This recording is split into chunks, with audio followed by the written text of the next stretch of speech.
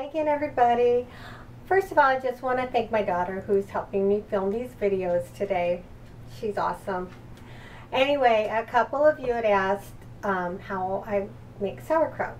And the reason I started making it is my son's doctor actually said for him and all of us, it's good for all of us, to eat sauerkraut every day. It has to be not the kind in the can. It has to be raw, fermented.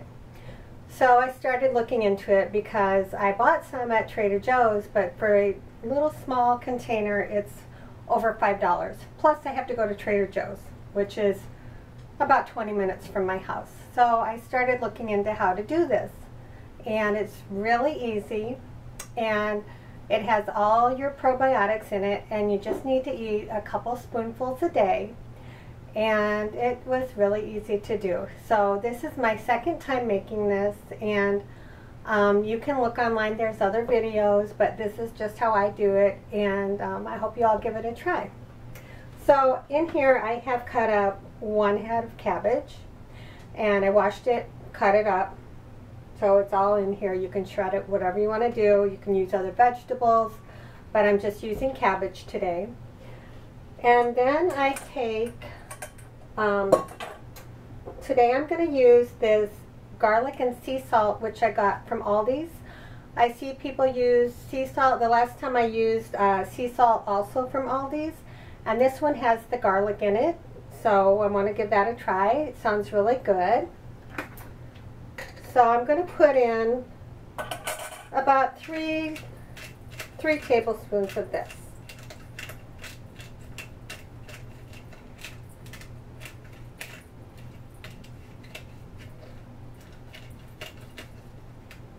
And this one is not, it's not grinding very good right now. Hold on a second. Okay, I'm back. Anyway, I wanted to use this today, but for some reason it's not grinding very well. I'll have to figure that out later. So I'm just using the sea salt grinder from Aldi's. You see, this is how it normally comes out. I don't know what happened with that one. Maybe because it's so humid here. Anyway, so I want a good bit of this.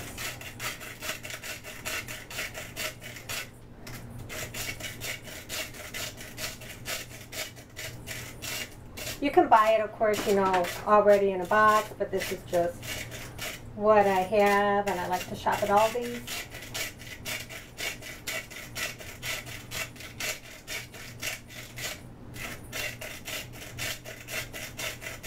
Yeah, this is going to be about 3 tablespoons.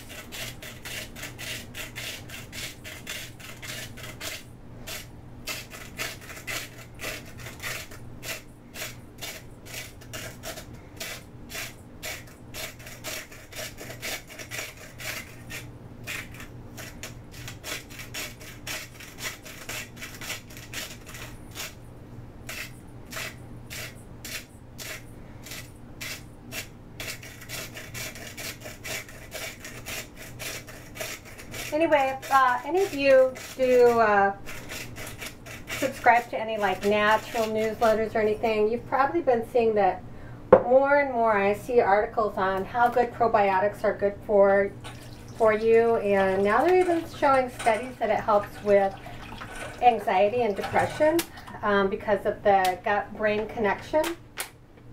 You can do some research and look that up, but probiotics, I'm sure you've heard, are good for so many things. So I'm just dissolving that salt, and I'm using the purified water, also from Aldi's. You could use distilled water, purified water, but I just wouldn't use tap water. Although I have seen some people do it, I guess that would be fine, but this is what I do.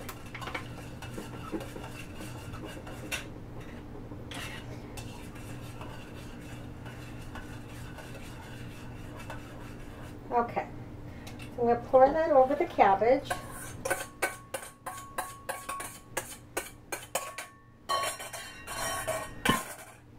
And then just mix it up really good.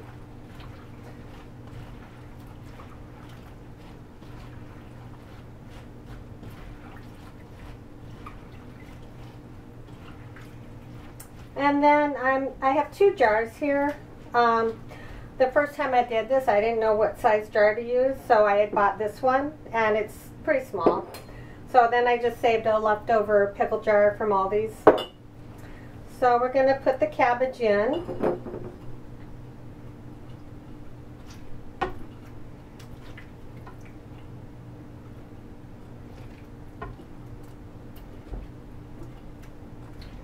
I was afraid the first time I did this that my house was going to smell like cabbage, but it didn't. So if you're worried about that, it was fine. And then you want to just keep pushing this down.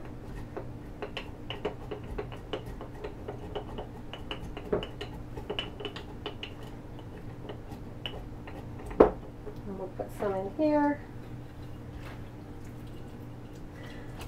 When I bought the one from Trader Joe's, it was in the refrigerated section, and it had little pieces of cucumber in that.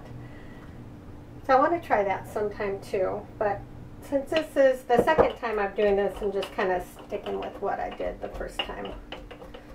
But one time I'm going to try doing cauliflower and cucumbers and some onions.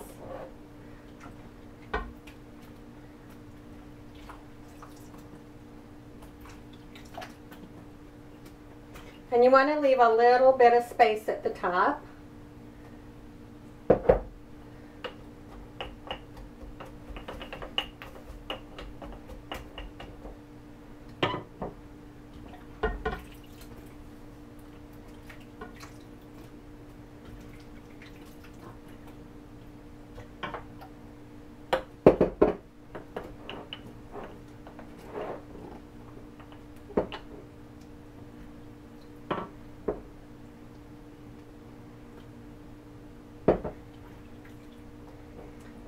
Now, one video I watched, they said to put one of the cabbage leaves over the top of this to prevent mold.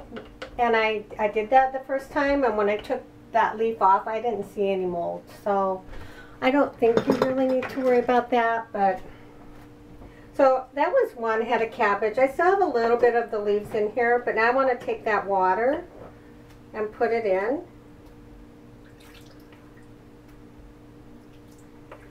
And you could see when it gets to the top.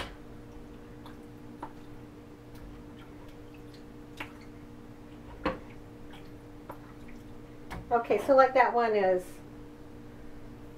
to the top. We'll put a little more salt in.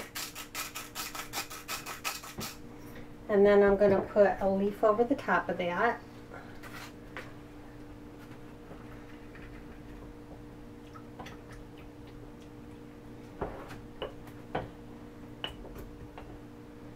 And then give this one some water.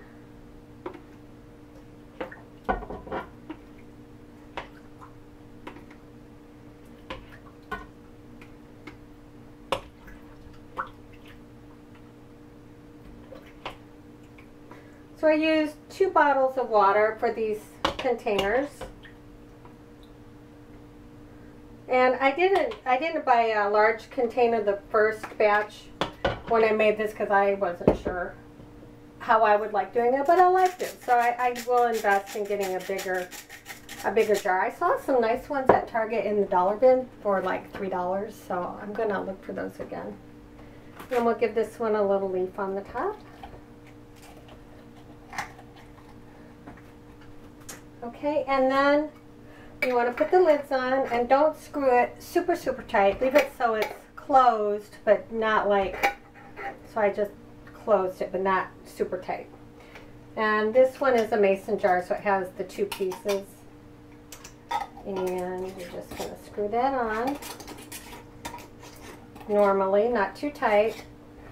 Okay, so then what you're going to do, you're going to put these, like I use a Tupperware container. I'll show you what I'm going to use.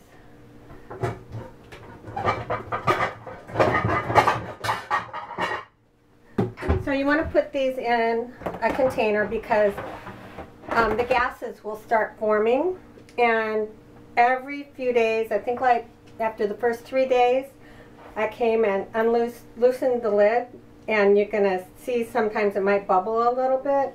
You're going to do that, and like every 2 to 3 days, keep doing that. Just let the gases come out a little bit. And then you're going to start seeing little bubbles coming up, and that's the fermentation. So my first batch that I did, I think I let it sit for 7 or 8 days.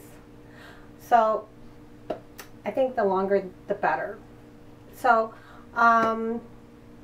yeah, that's what I did. It was super simple, and I hope you guys give this a try. If you have any questions, let me know, and I hope you all have a great Labor Day weekend.